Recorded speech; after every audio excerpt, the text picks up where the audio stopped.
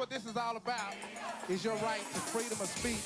What made America great is an independent, vigorous press. If a jerk burns a flag, America is not threatened. Political speech is the heart of the First Amendment. For expressing their religious beliefs. Now is the time to make substance a reality for all of God's children. Welcome to Speaking Freely, a weekly conversation about the First Amendment, the arts, and American culture. I'm Ken Paulson, Executive Director of the First Amendment Center. Joining us today is a man who wrote some of rock and roll's biggest hits in the 60s and writes some of music's most thought-provoking songs today, Chip Taylor. Welcome, Chip. Nice to see you, Ken. Thanks for having me on. Great to have you here. You actually joined us the night we kicked off the show, and you saw what we intended to do here, a show about First Amendment and music and the arts. We're glad to have you here. You may be one of those few folks who wrote what arguably would have been provocative in the 60s, songs that didn't get censored. We do all this research looking for examples of censorship, and you wrote Wild Thing. Right. Well, I'm sure it was banned in a couple of places, but I think it happened so fast that before they could figure out what hit them, that was there, you know. Well, the Trogs had other songs banned, but I think you set the tone for their career with Wild Thing. Right. What went into the writing of that song? Oh, not much at all, I must say. I up to the point I wrote Wild Thing, my success was really, even though I was from New York, was country success. Chet Atkins, who was producing for RCA, was recording many of my songs. So up until Wild Thing, I was just having a little country success, which enabled me to survive the business. And I started to write some rock and roll songs. My love of blues music and country combined to make me lead me in the direction of a certain kind of Memphis kind of stuff.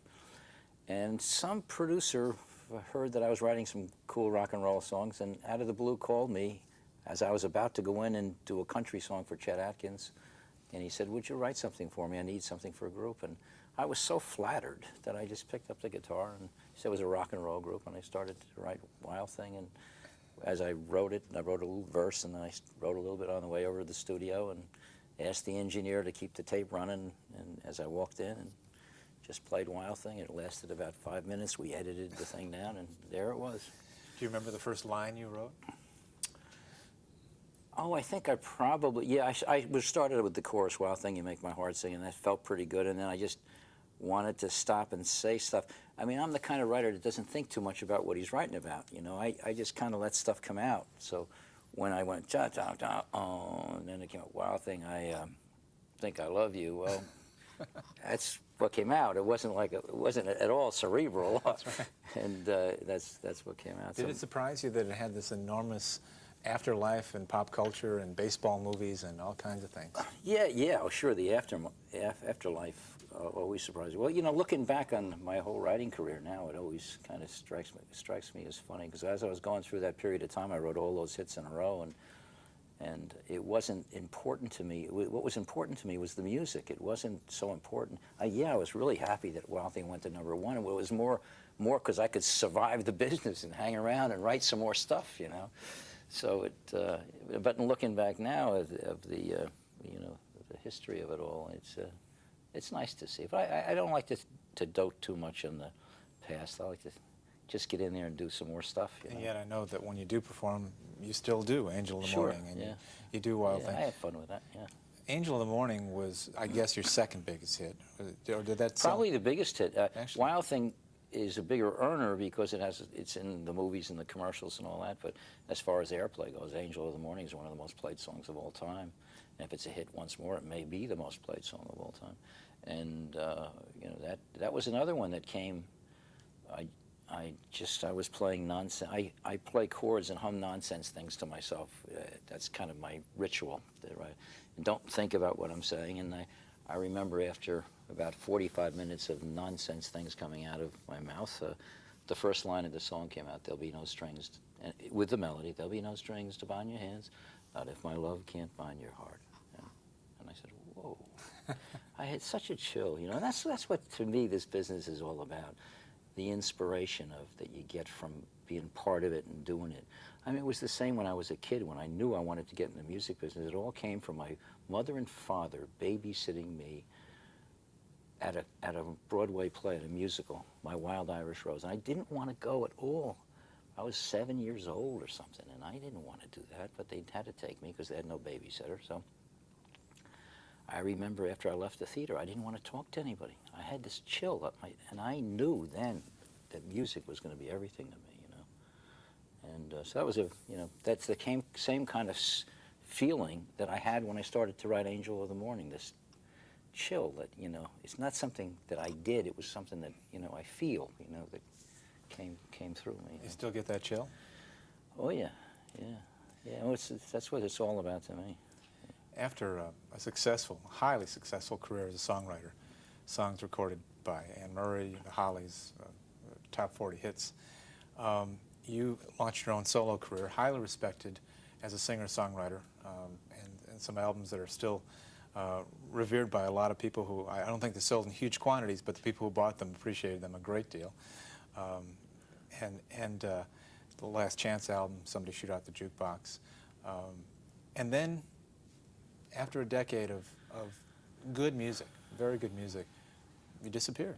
Where did you go? Yeah, well, what happened to me, I had this thing. I loved music, and I also, my father used to babysit me at his his card games, gin rummy games. I should advise people never to do that with their kids because I loved gambling, and one of the good things about me is I'm very good at knowing what I don't know, and so when it came time to gamble, I wanted to be an expert at it. I studied very hard. I was a blackjack player, a card counter, banned from all the casinos on the East Coast, and wasn't allowed to play in Vegas either, and several in casinos in Europe. So I turned my sights on horses, and I became very good at that. So in the middle of my recording career, all along, even when I wrote the hits, I was still making 1 or 2 bets a day at the racetrack, and I was very successful at that. So when I finally had a run-in with my record company in 1980, I was signed to a major label, and because I was from New York and doing country stuff, the country division refused to support a single that was starting to break. And when that happened, I said, I can't win at this thing, And I guess that's what triggered everything, and I just stopped. I had another album. I had a $100,000 budget to do another album. I just didn't do it. And I instead turned my sights on gambling right up until 1995 when my mother got ill. And I sang for Mom one day instead of going to the racetrack. And that turned my life around. All of a sudden, it was back to the spirit of why I love music in the first place, not the business of the music, of me sitting there playing a song for my mom, and of her giving me her reaction with her eyes and her spirit. And it was so great. And instead of going to the track the next day, I did the same thing. And I think the first day was for Mom. The next day was for me and Mom. We had a wonderful week together, and I started writing some songs, and I would play her the songs. And that became my return album, which was the living room tapes, all songs I sang for my mom before she passed away. But then I came back into the business with that total spirit of where it was for me when I heard my Wild Irish Rose stuff, and that's what's part of me now, and that's going to be my life forever, is just doing this, just making music for whoever will hear me play. Has it surprised you that you've been as well received as you have been in Europe and elsewhere with your new material? With which? With all your new material. Oh, yeah. There's nothing like it. It's like when I play for my fans. I have a small army of fans. They're wonderful, wonderful fans. And they want the best of me. Yeah, some people come because they want to hear me do Angel of the Morning and Wild Thing, but not many. And what they really come to hear is a certain heart that I gave to my mom in my music, and that that's the good spirit of what I have to offer. And a lot of the stuff is just fun stuff and not so serious, but, and some of it may be commercial. But I'm not thinking of it being commercial. Yeah, well, I didn't even back in those days so much. I just wanted to write stuff that made me feel something, Like I wrote Angel of the Morning. I wanted to write I loved the passion of that thing, And it was right around the time in the music business when people were coming from all this pop stuff, right. Where everything was orchestrated and people were so precise. The drummer would play according to a chart. A drummer playing according to a chart. That's the way it was. And when a bunch of us come into business, we didn't want to do it that way. We said, no, we're not doing it that way. We want to do it this way. This is what feels right. What music moved you?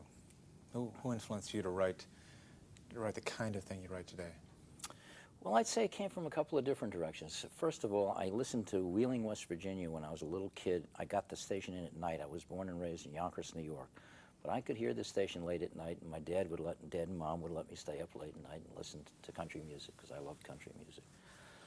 Then, when I was in high school, you know, I have this song in the Last Chance album, which starts, I was on a bus coming back to us from Atlanta in '53. Well, I wasn't coming back from Atlanta. I was coming back from Bronxville.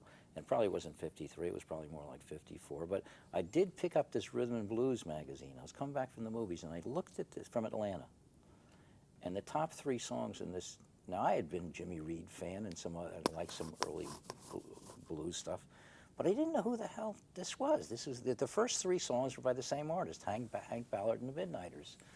And that was the Annie Trilogy, and they were all banned from the East Coast, and I got the records. My record store guy got them for me, and so that stuff, blues and rhythm and blues, was a huge influence on me, and so it was country music and blues music that kind of guided my career. It's a song called The Real Thing. Right. Hank Ballard and the Midnighters show up on a new CD called Freedom Sings that, in the interest of full disclosure, the First Amendment Center funded. It's a CD that contains songs that have been banned over the years, and it includes Annie Had a Baby, the Hank Ballard song performed here by Janelle Mosser. And it's basically a CD containing songs that have been banned by government or censored by radio. And the last third of the album, though, is about songs that simply took a lot of guts to perform, songs that cause you to think, and that's where you show up. Are there other songs where you kind of have to swallow hard and say, this is going to be a tough one emotionally to do, or this is one that could affect the audience? The only ones that are tough for me to, you know, a lot of my songs are very passionate about friends and people like that. So if I get into that, really into that, those kind of songs, I get very choked up, you know. And that happens a lot to me, probably more than it should. But when I, you know, write about my mom or my friends or stuff like that, you know. Speaking of family, you have arguably the most successful pair of brothers on the planet, unless you're members of the Jacksons, I suppose, that they've had comparable success. Well, good guys, we'll put it that way. Nice. Tell me about your brothers. Yeah, there's three brothers. I'm the youngest, and John is the middle one, John Voight. I changed my name when I was a kid to be a rock and roll star. Changed my name, and Barry's the eldest, a year older than John. Barry Voight is a geologist. He's one of the foremost geologists as pertains to volcanoes, and he invented the formula that predicts when volcanoes will erupt, and he has the data for all that stuff. And that he goes all around the place trying to decide whether people should be evacuated and stuff like that. Very dangerous kind of stuff. Great guy. John is John Voight, the actor, Midnight Cowboy, Coming Home, all the rest, Runaway Train. And just great guys. There's no room for sibling rivalry. You've all been enormously successful in different areas, fields. Yeah. We are pleased to have you here because you play the kind of music that reminds all of us that it's not just tunes. It's not just something you can dance to. You write songs that make people think, that provoke reaction sometimes to the point that you've had to issue a disclaimer. I was intrigued by that. Yeah, it's not so much that it's not so much, Ken, that I really try to do that. I just try to let my spirit go someplace, and then I try to catch up to it and find out where we're going with it. You know, as I say, some songs may come out, you know, may sound like commercial kind of songs, but it's not intentionally going there, and some songs may sound like you know. They just go on and on and on, just because I'm going with it. Is it easier to be an independent voice in music today than it was in 1965? Well, for me it is. You know, maybe it's because of my spirit now, but I think it probably is in general with the internet and with all the stuff that we've seen about big. You know, there's two separate things. First of all, the major companies, the few that are remaining. Yeah, they sell a lot of records, and yeah, it is big business. But because the business has had to kind of get a clean slate, you know, the independent thing has taken the place of a lot of stuff that was there before, and people who have a voice and say they want to do it their own way now have more of a chance to be heard. And so you have your little label springing up all over the place, and now it has a lot to do with people communicating with each other and performing their work. And not so much companies going in there and spending a lot of money on somebody that just doesn't tour and doesn't work. There's a lot of that, but it's not across the board anymore, you know. And it's a wonderful thing, this Americana thing that sprung up when I'm back, and there's a group of radio stations that play my music in the States, and in Europe, and it's kind of not that different over there. It's kind of country folkish kind of stuff that is not the cookie cutter kind of stuff. So people like John Prine and Lucinda Williams and the late Townes Van Zandt and Steve Earle and all these wonderful artists are on this chart, and you know, I'm so proud to be part of that whole movement, and you know, I think it's going to be around for a long time. I was on a bus coming back to us from Atlanta in '53, and I picked up a rhythm and blues magazine laying underneath my seat. And I found out the stuff they were playing us wasn't made from grits and bone. And it'd take more than the crew cuts and patch bone to take me home. 'Cause I want the real thing, like work with me, Annie, the real thing. All night late and make it loud, make you proud of the songs that they sing. Like Annie had a baby under my roof, with your 86 proof, watered down till it tastes like tea. Gonna pull my strength, make it the real thing for me. Let's get quiet, boys. I remember old Elvis, he forgot to remember to forget. And when young Johnny Cash hadn't seen this side of the big river yet, and when the sun was more than the daylight shining on Memphis, Tennessee, and old Luther, Lewis, and Perkins was picking and playing them songs for me. And I want the real thing, like train loves leaving, leaving my heart grieving. Don't it make you proud of the songs that they sing? Like Annie had a baby under my roof, with your 86 proof, watered down till it tastes like tea. You're gonna pull my strength, make it the real thing for me. Here's the real thing, John Buchanan.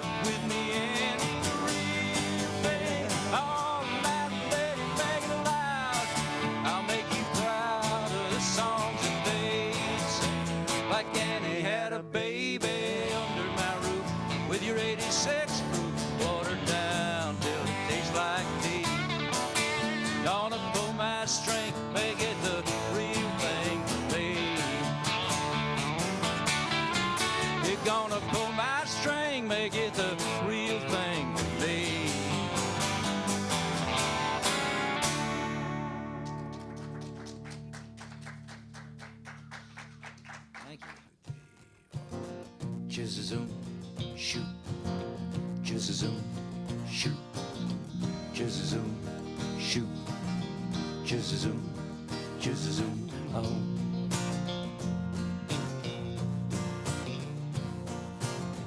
Take a pill for Montezuma on the shores of Aruba. Guess they're sending that kid back to Cuba. Look at that, the Red Sox lost 3 straight.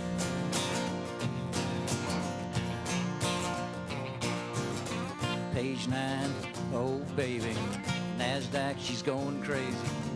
Your old Ford's a new Mercedes. And look at that, the Yankees won another one. And it is, hey, sweet mama, give us a kiss. It don't get better than this. Help us out, boys, here we go again. Jizz-a-zoom, shoot. Jizz-a-zoom, shoot. Jizz-a-zoom, shoot. Jizz-a-zoom, jizz-a-zoom, oh. Take it,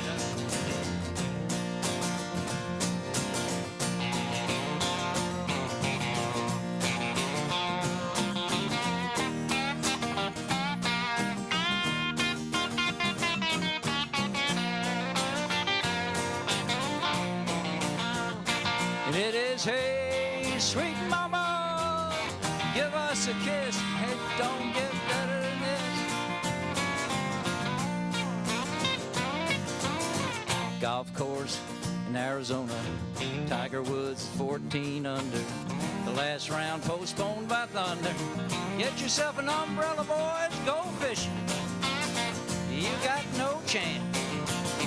And it is, hey, sweet mama, give us a kiss. It don't get better than this. You know it, John. Just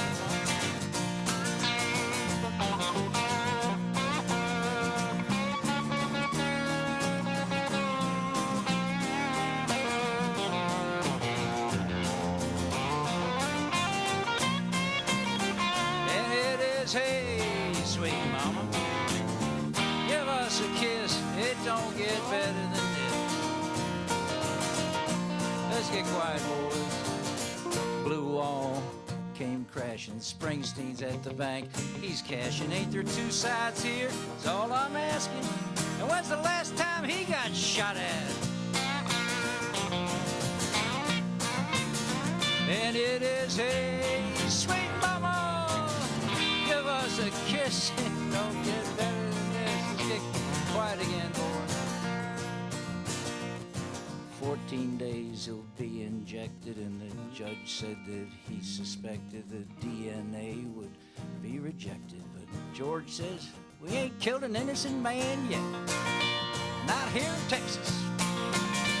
And it is, hey, sweet mama, give us a kiss. It don't get better than this. Here we go. Jesus, shoot. Jesus, shoot.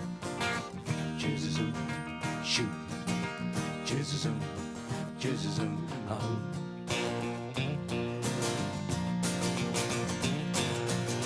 take a pill for Montezuma on the shores of Aruba. Look at that, they're sending that kid back to Cuba. And there you go, the Red Sox lost 3 straight. And it is, hey, sweet mama, give us a kiss. It don't get better than this, don't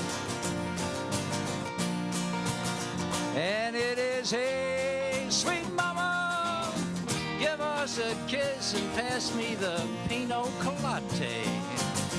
Jizzazum, shoot. Our special thanks to Chip Taylor, Tony Mercadante, and John Platania. I'm Ken Paulson, back next week with another conversation about the First Amendment, the arts, and America. I hope you can join us then for Speaking Freely. 1, 2, 3. Wild thing, you make my heart sing. You make everything through it. Come on, wild thing.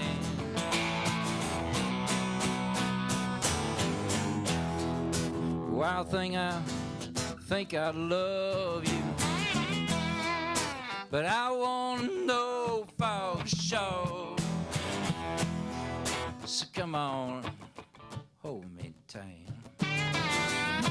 Oh, baby, I love you, wild thing. You make my heart sing. You make everything through it. Come on, wild thing. Rip it up, young.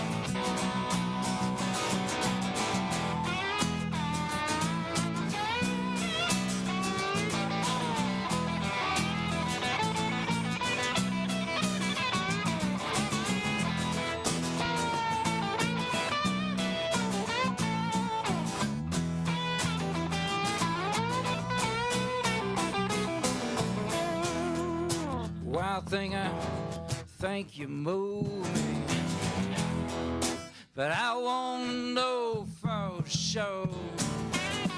Oh, baby, hold me tight. Oh, you move me, wild thing. You make my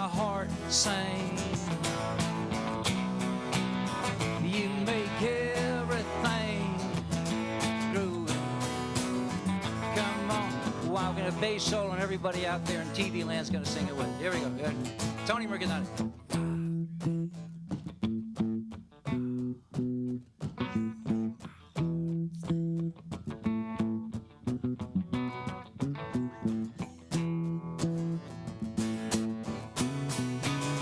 Come on now, wild thing. Oh, shake it one time, baby.